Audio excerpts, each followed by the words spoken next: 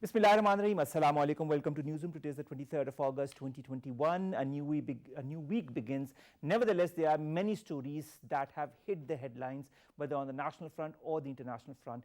And these are the following stories that we'll be talking about during the course of the show today. We will be talking about and discussing the Afghan situation.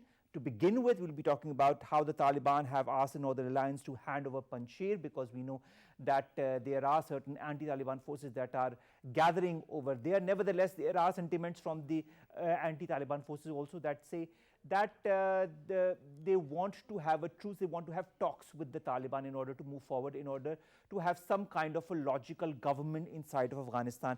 At the same time, there are different forces at play in Afghanistan. Nevertheless, Pakistan's role becomes and continues to be very important, as has been enunciated by Fawad Chaudhry Saab as well as Sheikh Rashid Saab in their media talks very recently. Sheikh Rashid Saab also talked today about that. Our second segment is about Pakistan's war against terrorism and how fighting Tehreek-e-Taliban and of course Pakistan has been doing that. There have been different incidents that have occurred in Pakistan of recent, the latest being in Quetta, in which an IED device exploded and that led to the martyrdom of a Pakistani captain. This is not the first incident, and Pakistan has of course reiterated its resolve to fight against such elements. Then we'll be talking about the extrajudicial killings of 3 more Kashmiri youth in the Pulwama district of the illegally occupied Jammu and Kashmir region that happened on Saturday, which has been condemned by Pakistan. At the same time, this is just a continuation of all such acts that have been continuing in the Indian illegally occupied region, and Pakistan has been highlighting all of that very recently. And then lastly, we'll be talking about the unlawful Israeli strikes in Gaza City. The Human Rights Watch says that Israel has violated international laws of war, and this is the third report of the Human Rights Watch on the 11-day Israeli offensive. This is going to be our last story. Let's begin with our first story, ladies and gentlemen, and that concerns the latest situation in Afghanistan, whether it be Pakistan's role in bringing about some kind of peace in Afghanistan, whether it be the different factions that are at play in Afghanistan. More in the following report.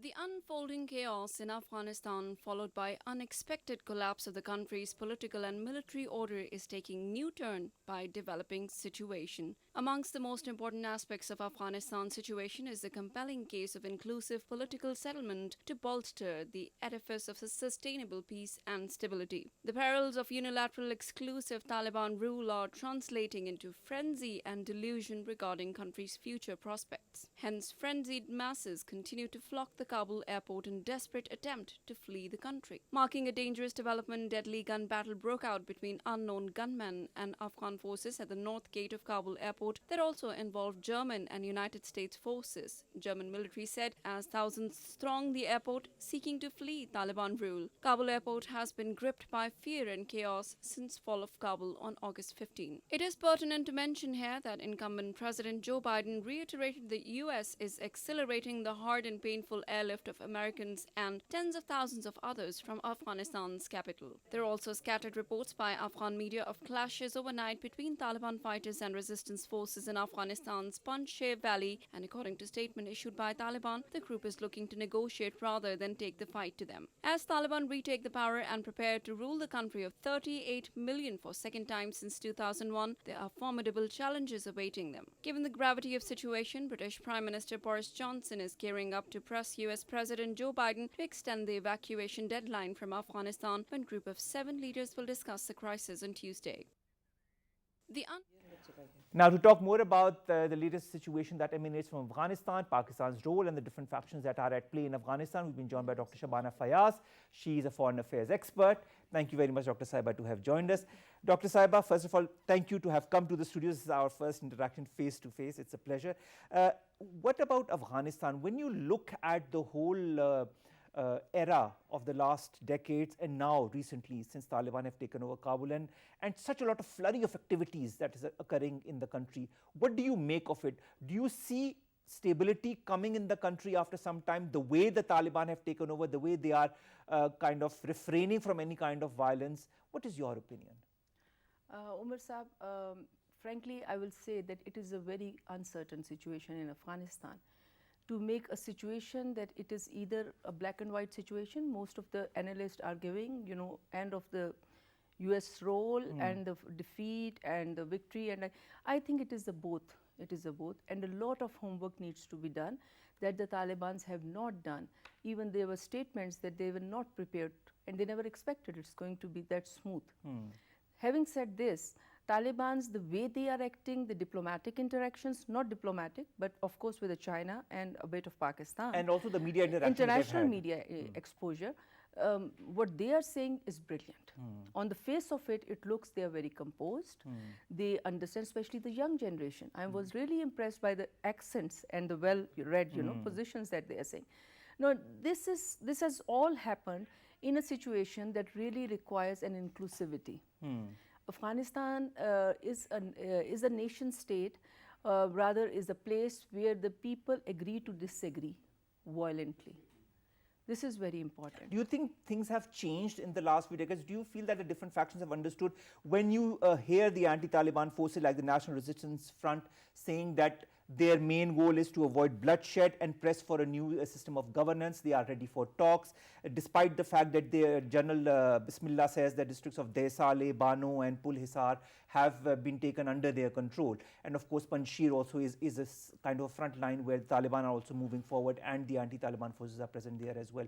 Do you feel that the different factions that might be there in Afghanistan are ready for some kind of truce, or do you feel there is going to be bloodshed in the future? Well, talking of Panjshir, I was following it for some time earlier. I really feel that there is going to be violence there. Okay. Because the way the late Masood's son is, has given his expose to the media, it is at the moment it looks it's going to be a resistance and a very strong resistance. But I think this is nothing new of Afghanistan. And the Taliban, if they are able to make an inclusive government in Kabul or a state of government, with an inclusive one, the factions that who are against or they don't like Taliban sort of behavior or the governance mode, they will come around. Because overall, if you are reading the Afghanis mindset, it seems that there is a war fatigue. All right. And the new generation that has grown up in the last 2 decades, they are totally different than the earlier generations. We have to understand that the youth, the business, the activists, all are different. But they are war fatigued. And they will like to have even a government of Taliban who is inclusive, who is open, and who is moderate and Islamic. And that also includes other factions. Of course, of course. All right. Now, talking about Panjshir, what do you feel is going to happen? You say there's going to be bloodshed. We know that Ahmad Masood is talking about, he has gathered about 9,000 forces there as well. There are other forces. There's Amrullah Saleh who's present there as well. And other forces want to join with Masood as well. Do you feel that once the Taliban reach Panjshir, that there could be talks of some kind before any kind of... Masood was once invited in Islamabad forum as well, if you remember. Yes. He was the guest, Pakistan's guest. So Pakistan has always facilitated the different factions within Afghanistan who were at odds with one another. All right. So I think it's not only Pakistan, there are other many factors who may be working behind the scene, maybe China, Russia, Central Asian, or even other states that won't like to have a bloodshed in Afghanistan, whether it is from the Masood side, his son's side, or from Taliban's faction. All right. Because you have to protect the people of Afghanistan. So the regional actors who have legitimate stakes in the stability of Afghanistan, I think there is going to be a truce, and in case there is a bloodshed, let me say that it will not be a big bloodshed. All right. So this is what I have in mind. All right. So this is a new generation of Afghan, how should I say, Afghan politicians or Afghan fighters who want to bring about peace and stability in Afghanistan without as much bloodshed as has happened in the past. Now let's go to also Gulbuddin Hikmatyar. There are 2 statements that I'd like to have your opinion on that. First, he asks India not to meddle in the Afghan affairs. This is a very important statement, and he said that very recently, and I'll quote unquote, he said, New Delhi should focus on its internal issues instead of issuing statements regarding the future of Afghanistan. He was talking to media in Kabul. Then he also talks about inclusive government in Afghanistan that is imperative for regional peace. How do you see these 2 statements, and how do you feel the other factions in Afghanistan are taking it? I tell you, Gulbuddin Hikmatyar is a very well-versed politician, orator, and I don't want to say maneuverer, but he has survived a lot of tough times. Yes, he has. So he knows how to put the words and use these words for the benefit of Afghanistan, let's say that, or a faction. All right. So saying this, that India inclusivity or India factor won't be, this is a given fact. You know, if you have, we don't want a pure, any sort of government in Afghanistan. As an analyst, I would say, we want something that is friendly, that doesn't allow any sort of external actors who muddle in Islamabad or Pakistan's affair. So this is the bottom line. This is what the government has been saying, and this is what the strategic community has been saying. And the second is that, you know, inclusivity, I think that's a good frame, you know, to use. But the function is only the time will will tell what sort of inclusivity is like. There are many factions within Taliban, there are many factions within ex-government, there are many factions or the breakaways of Gulbuddin Hikmatyar and other groups, Haqqanis and others, you know, based in Pakistan. Bottom line for Pakistan is that we have to convince whoever is in Kabul not let TTP or the factions who are anti-Pakistan attack Pakistanis. All right, now let's talk about the TTP as well. Now, our Interior Minister Sheikh Rashid Sahab addressed the media today, and he said the Afghan Taliban have reassured us that Afghanistan's land will not be allowed to be used in any case by the TTP. This is not the first time that any such statement has emanated. Also, this has come from the Taliban themselves, that the Afghan soil will not be used against any neighboring country. Do you feel that seeing the past of the TTP and the Afghan Taliban, that now there is a clear demarcation between what the Afghan Taliban want, and they have conveyed that to the TTP? This is a very difficult question that you have, you know, asked really. If you look into the, I'll take you back to the earlier rule of Taliban and the Pakistan's issue. Moinuddin Haider, our Interior Minister that time, he confessed in a, you know, openly, that our sectarian elements who were sitting there were not given to us.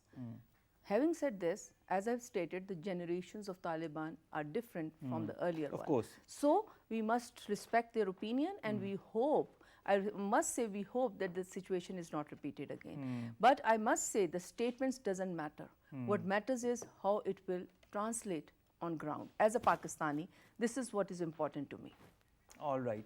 Now, speaking also as a Pakistani, let's also talk about Mullah Baradar, who is in Kabul right now, and talks are underway to form some kind of a government. And at the same time, Hamid Karzai and Abdullah, who have also met political and religious leaders. Haqqani also claims that Masood has declared his allegiance to him.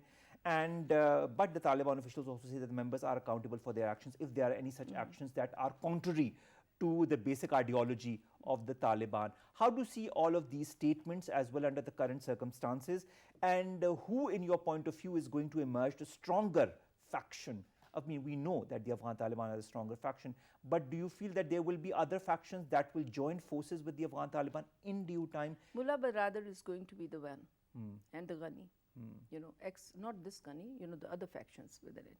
Of course, they will be in the steering chair or whatever. But the fact is that these are all different groups. Haqqanis are all different group. Hikmatyar is a different group. And of course, it's just like in politics. Everybody wants their share in the pie. Yes. So this is the situation in Afghanistan. The fact is, the important fact is that Americans have left, and so has the Ghani.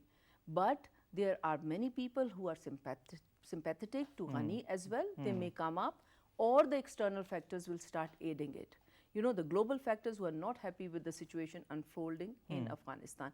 And then we must also understand that, you know, where the US forces are sitting in Kabul on the airport, and Talibans are respecting that.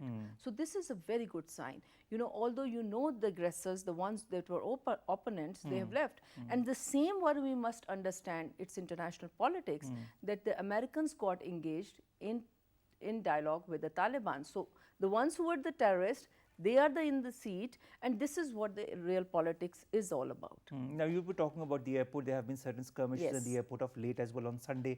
As well, we heard of the fighting that happened at the airport. Do you feel that the current situation at the airport, because we know that the PIA is making an integral part in evacuating a lot of its citizens and also the foreign citizens and diplomats from Kabul to Islamabad, and then vice versa to the respective countries. Do you feel the situation at the Kabul airport is controllable, and peace might happen in that at least area so that the necessary evacuations could happen?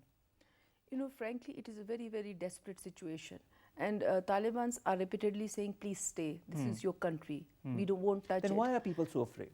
There is a distrust. This is a one simple line. There is a distrust. Why? Because the distrust had run over last 2 decades. All right. I think they have to say, Talibans have to prove what they mean by, collaboration. And controllable, I really feel sorry. I know that, there was a photo yesterday, a small boy being reunited with the father. Western media is picking on that. They never picked when they were doing the drones. So this is how the media war is being engaged. Is there a duplicity in the media war? This is, they're playing all sides. This is very unfortunate, and the Afghanis are suffering. So at the end of the day, despite the different Afghan wars and of course the pulling and pushing from the different media factions across the world, it is, as you said, the people in Afghanistan that are bearing the brunt of that. What about the human rights repercussions of all of this? All the people, there are some who perished while they were clinging to the aircrafts. Then there are others who were found in aircrafts trying to escape Afghanistan. Then there are those who are extremely afraid of what the situation might bring in the coming days and weeks. Then there are different people who have changed their locations in order to feel safer. How do you foresee, do you feel the United Nations is going to play some kind of a role in the human rights developments in Afghanistan in the coming months? Actually, it is a total failure. It is I understand that the Talibans are being de facto given a media exposure, sort of a de facto recognition around the world. But what has happened to materializing the Doha talks and the truce and others? This is a total failure, where the ones who were in doing the agreement, they have left, or they are in process of left, without putting some sort of a structure, whether a neutral, maybe they could have picked somebody from Talibans they were interacting with, and made them, now the Taliban is saying that everybody has, we have amnesty to all. Why can't there be a commission of two Taliban and others, and put that in place prior to, some sort of futuristic thinking of the people of human rights? I have simple question. Who is to be blamed for the human rights of Afghanis? Is it the UN? Is it the Americans? Is it the Talibans or the Afghanis themselves? Actually, it is all the other actors. It is a story of all. This is what has happened. So everybody is involved more or less Yes. in some kind of percentage. Now, our Minister for Information, Fayyaz, said Pakistan is playing a key role in Afghan peace. He also said the country is in close contact with all global and regional powers on the situation. Our Foreign Minister is also going to different countries in order to apprise them of the latest situation. He's also talked to different important leaders, whether it be his Turkish counterpart, whether it be the OIC, whether it be Russia's Lavrov. How important do you feel, Dr. Sahiba, is Pakistan's role in order to make the regional countries understand the current situation in which Afghanistan is, and B, make them also come as one in order to back Afghanistan? I think Pakistan's diplomatically has really achieved, let's say, 85 marks out of 100. All right. And we have invested in the last regime, not really end of the last regime, and this government as well, in facilitating and be having the rapprochement with all the factions in Afghanistan. So this is very wise, and this is working very well. Now we are on talking terms with almost all factions in Afghanistan, whether they are prominent Talibans or Masood groups and others. So this is very good, and Pakistan is well placed to play a key role. It is not, the other sectors have to realize, it is not only the Pakistan sympathy because of its geography and the positive role that Pakistan continues to play in Afghanistan reconstruction, even their medical supplies or others. And the unfortunate part is we are always blamed for doing the bad things. Of course. And must say, we have to invest in Afghanistan youth more. There is an element, there is a distrust because of the last 2 decades that needs to be taken out. Very quick answer from you with this last question. The OIC also got together on Sunday to talk about the situation in Afghanistan, and they have urged the future Afghan leadership and the international community to work together to ensure that Afghanistan is never used again as a platform or safe haven for terrorists. How important do you feel is the role of OIC, major or minor, in making Afghanistan a peaceful place to be? OSCE can play a very leading role, but the fact of the matter is that who is steering the OIC? Saudi Arabia were very good, played the cards and diplomacy very good. They have not recognized Taliban as such to date, and so has the Pakistan is not given official recognition, and the other Muslim countries. So UAE, you know, earlier were recognizing them. So this is very positive. And I think the most important transition that has happened after 9/11 is that all Muslim countries have come together in the form of IMCT that is led by, initiated by Saudi Arabia. And this is something they want to prosper. And they are very well aware that if any Muslim state is used not only against the West, against the Muslim states as well, that is a threat to the whole humanity. All right. Thank you very much, Dr. Shabana Fayyaz, to have joined us and to have come all the way to the studios and to have talked us in detail about the different aspects of the situation in Afghanistan that is emanating, and such changes that are happening so quickly that we don't even know what is going to happen in the next 24 to 48 hours. Thank you very much, ma'am, to have joined us. Ladies and gentlemen, that brings us to our second segment, and that concerns, of course, Pakistan's war against terrorism. We know that of late there has been an IED attack in Balochistan as well, and there have been a string of attacks in the past as well that have been targeting the Pakistani forces. What is happening, what needs to be done, and who's behind it? More in the following report. The volatile situation next door against the backdrop of US hasty withdrawal from Afghanistan presents formidable challenge to security and stability of Pakistan. The ensuing happenings in the next 2 to 3 weeks across Pakistan's northwestern border would matter a great deal for Pakistan's security landscape. The chaotic situation in Pakistan's western neighbor handed an opportunity to malicious elements for implementing their nefarious designs. Thus, another parallel development with US troop withdrawal from Afghanistan was surge in terror attacks in Pakistan's restive tribal belt and areas adjacent to Afghan-Pakistan border. Depicting these dangerous dynamics, a captain of the Pakistan army embraced martyrdom while 2 other soldiers sustained injuries as their vehicle struck an improvised explosive device in Tobo, Balochistan, reported ISPR. According to further details shared by ISPR, security forces conducted an intelligence-based operation on reported presence of terrorists in Boya, North Waziristan. During an exchange of fire, 1 terrorist got killed. Weapon and ammunition were recovered from the killed terrorist. On August 18th, a soldier was martyred when the army engaged terrorists in Khyber Pakhtunkhwa's South Waziristan district. These undaunted efforts and momentous sacrifices depict Pakistan's muscular resolve against menace of terrorism and insurgency. Being cognizant of developing situations in Afghanistan and possible destabilizing ramifications, Interior Minister Sheikh Rashid said that the Afghan Taliban had reassured the government that the banned Tehreek-e-Taliban Pakistan would not be given permission to operate in Afghanistan against Pakistan. Furthermore, Hizb-e-Islami's chief Gulbuddin Hikmatyar has urged India to refrain from interfering in the internal matters of Afghanistan and appreciated the efforts of Pakistan for conflict resolution in the war-torn country.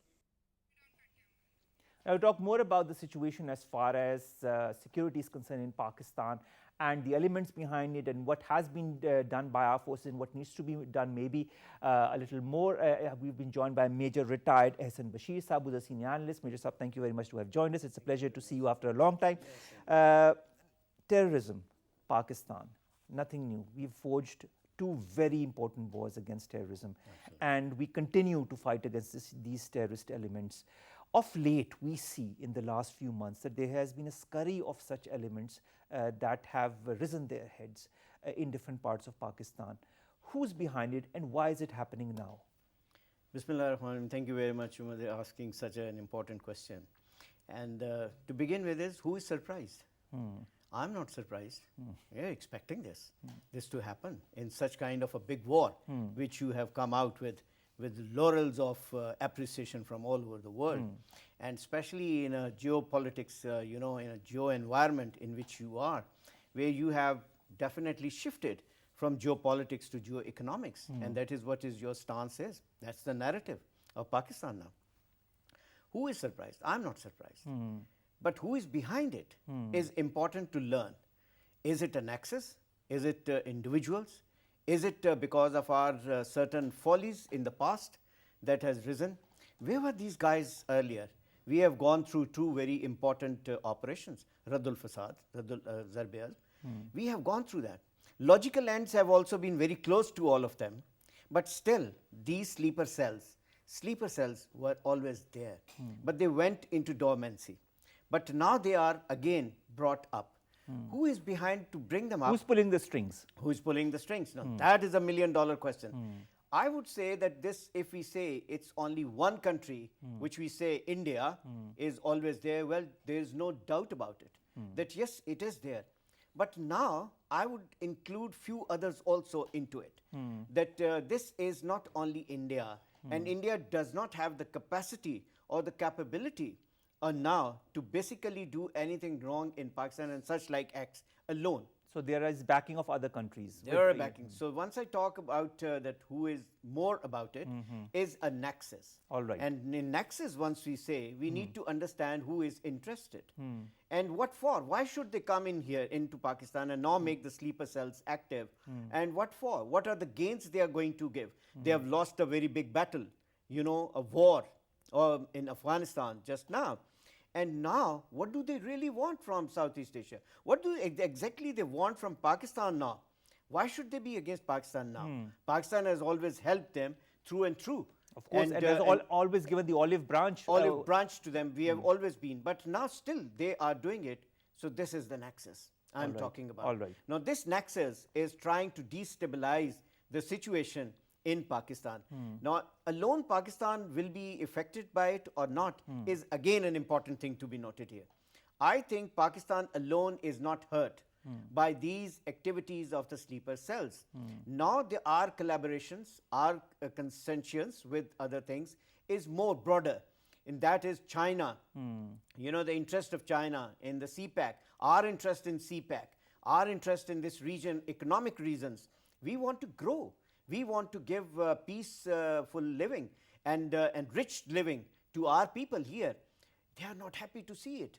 So obviously, they need someone to be there with them to fight now a war which has shifted from Afghanistan. They wanted to trickle effects into Pakistan for their longer term. This is what I wanted to ask you as well. This trickling effect, do you feel that it is going to happen, and do you feel it can be controlled by Pakistan and by Afghanistan? Because seeing the statements from the Afghan Taliban as well, we know that at least through their statements, they say that they will prevent any such activity against any neighboring country from their soil. Well, as far as Pakistan is concerned and Pakistan's capability is concerned, I have got no doubt, not that I'm a military person that I say, but I have otherwise as a national, as a Pakistani national, I would say the country as a whole, the nation as a whole is, you know, on one page that yes, we have to defeat this. So once the nation as a whole comes onto one point, agenda, that yes, we have to defeat this terrorism, then we are going to do it. And we will, inshallah, do that, as far as this is concerned. The other thing is that, you know, India will always like to destabilize the situation, and they have interest in Afghanistan, the commercial interest which they have. They may make some, you know, impact in times to come. Once the things, they really soften up a bit, the time is a big healer for everything, and the time passes by.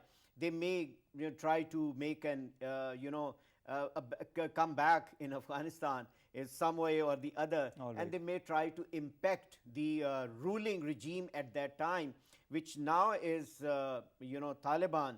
And Taliban, of course, also have seen such a long, you know, decades of war. The people of Afghanistan and the people, and especially Taliban, they are also, you know, tired of this, and they want peace. That is why they are asking everyone to come in, and they want to sit down on the table, and they want to make a new government, which is acceptable to everyone, especially to the Afghan people. Now, they are also towards Pakistan, and they feel and they understand that if we do not, you know, help Pakistan now, and if we do not contain, you know, these elements such as Daesh or elements such as TTP, these elements, if we do not hold them, and they still get the foothold here, and they have the sanctuaries in Afghanistan, and they can still operate and do such kind of damage into Pakistan is not in their favor as well. So they do understand that, and they are not going to let it happen. All right. Pakistan, of course, is going to take all the remedial measures. However, I would say that yes, of course, there is always not 100% results do not come out just like that. But then the thing is that we need to see are we onto the right track. All right. I think at the moment we are on the right track. The people are getting the countries or this nexus has got exploited or come up and nakedly in front of everyone in the world. They have shown themselves, okay, here we are and we are trying to disturb. So they are known. Who is going to be with them? Now again, that's a very big question. Exactly. Who is going to be there? Who will support? Will the Americans still would like to play another role here? Yes, they will. They will, for sure, because their goal has changed. All right. And if you remember in our talks couple of years back and all that, we were saying that they are also tired and they were looking forward to. They are really grateful, and they should be grateful to Pakistan that Pakistan has provided them with an opportunity to go back home safely. And they have done that. They must understand that Asia now is, and this particular area needs to be left. And this should not be taken again as a battleground or a theatre. The battle theatre has shifted from ground, from here to some other place or to some other. But as far as Pakistan is concerned, Major Saab, there are two areas where we see a lot of disturbance happening in the last few months, at least Balochistan and Waziristan. These are two areas where we see, I mean, just look at Balochistan. We see the IED blast. Early this week, 2 children killed, 4 others, including a Chinese national, injured. August 8, 2 policemen are martyred, 12 others injured. Last month, 4 people are injured. Frontier Corps vehicle is damaged in another IED blast. 1st of July, 6 security personnel are injured in a motorcycle bomb explosion, which of course happened on Quetta airport road, and so on and so forth. And when we come to Waziristan, there are a lot of intelligence-based operations that are going on, and they apprehend the terrorists as well. And in that also there are skirmishes, and of course there are casualties on either end. Why these two areas? Well, obviously the location of these areas, the geographical settling of such an area is very important. They are siding with the western side of the border, and we have 2,600 kilometers, by the way, porous border with Afghanistan, and now it is fenced. No, so obviously these two areas were the one, and then BLNP. So such like these two areas, why not in KPK? Why not in Punjab? Why not to that matter, Touchwood? Why not Sindh? Why not other places? They do happen in the other places also, but not the thrust is not that much. The brutality is not that. What happens in, because they have people already placed as sleeper cells inside these two areas, and they have been investing in these two areas for a very long time. And especially Balochistan, now you see our alignment for CPAC is again very important to be noticed here. And that is one of the reasons why Pakistan is being impacted in such a manner so as to destabilize Pak-China relations and the China-Pakistan economic corridor. Absolutely, absolutely. That is what is disturbing them, and that is what the point is actually. They would like to disturb where the alignment of the CPAC, and they would like to have operations done, IED operations or any other operations for that kind, to where the Chinese and the Pakistanis are most vulnerable. So Chinese, wherever they are working, in Dasu, you have seen wherever they are working, so they become the target. The point is that Pakistan and China, we need to be together on this. We need to understand that it's a difficult time for us, and we have to sail through it together, and we must. And we must try to have full faith on each other. We should not let the enemy come in and exploit our flanks or our gaps. They must be checked on that. Pakistan needs to do, of course, a little more, because every individual, every inch, every kilometer cannot be manned. But then you have to have a system. You have to have some organizations, maybe certain parallel organizations, the existing organizations which are working very hard. They might be stretched now, and especially in times to come, I feel that they would be more stretched in their work. So we need to have parallel organizations of that strength and that caliber should be placed now is the time. And they should work with the older organizations together, like a parallel organization to ISI, a parallel organization to other things. They should come up and they should work in harmony with each other. You're There's no harm. You're sending the message across. Yeah, of course, if they try to twist you in this way, then we have to do everything possible to do it, and they must know it. And people should not have any other notions here that what I'm saying is I'm not mincing words. course, You know, of course. I speak very clearly and I speak my heart out, Of all course. that. Pakistan is dear to us and we are going to defend it. Inshallah. And whatever comes in our way, well, we are going to remove it for sure. All right. Last question, Major Saab. We have shared a lot of reports, dossiers on the nefarious activities of the spoilers, especially that of India in Pakistan. And of course, all of that is happening as part of that as well.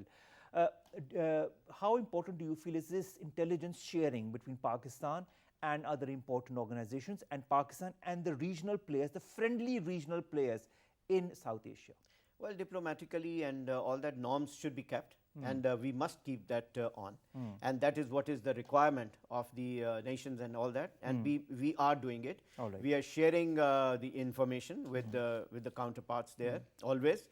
But then the thing is, we need to see that there is always a limit where it is drawn that, okay, fine, if you are not trying to do anything more on that, because accusations, you know, and concocting stories and blaming each other will not take you anywhere. That is It so is true. just going to reverse every effort of every country in this region.